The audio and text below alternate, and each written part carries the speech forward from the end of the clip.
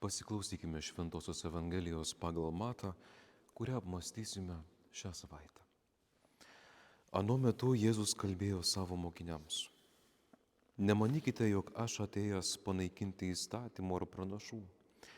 Nepanaikinti jų atėjau, bet įvykdyti.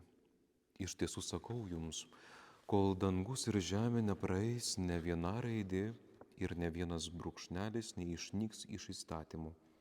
Viskas išsipildys. Todėl kas pažeistų bent vieną iš mažiausių paliepimų ir taip elgtis mokytų žmonės, tas bus vadinamas mažiausiu dangaus karalystėje. O kas juos vykdys ir jų mokys, bus vadinamas didžiu dangaus karalystėje.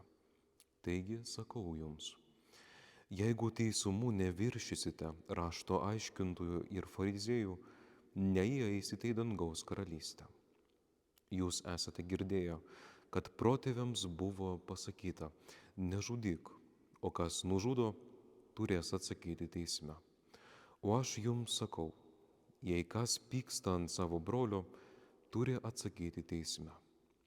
Kas sako savo broliui pusgalvį, turės stoti prieš aukščiausiojo teismo tarybą. O kas sako beprotį, tas smerktinas į pragaro ugnį. Jei neši dovaną prie aukuro ir ten prisimeni, jog tavo brolis turi šitą prieš tave, palik savo atnašą tenai prie aukuro, eik pirmiau susitaikinti su broliu ir tik tada sugrįžęs aukok savo dovaną.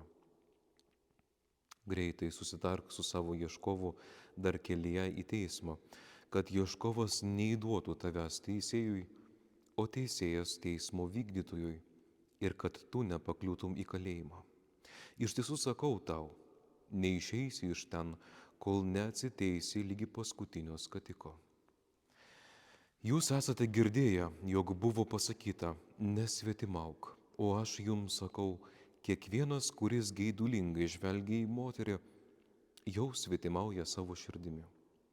Jeigu tavo dešinioji akis skatina tave nusidėti, išlupk ją ir mesk šalin.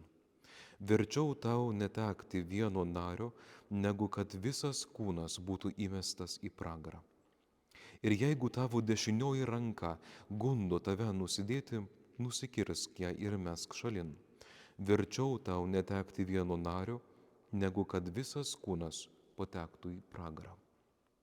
Taip pat buvo pasakyta: kas atleidžia žmoną, tegul išduoda jai skyrybų raštą. O aš jums sakau, kiekvienas, kuris atleidžia žmoną, jei ne iš tvirkavimo atveju, skatina ją svetimauti. Ir jeigu kas atleistąją veda, svetimauja. Taip pat esate girdėję, jog protėviams buvo pasakyta: nelaužyk priesaikos, bet ištesėk viešpačiui savo priesaikas.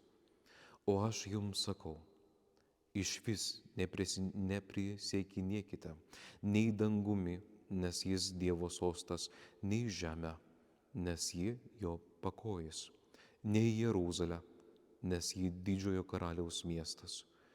Neprisiek nei savo galva, nes negali ne vieno plauko padaryti balto ar juodo. Verčiau jūs sakykite taip, jei taip, ne, jei ne. O kas viršaus, tai iš piktojo. Tai viešpaties žodis.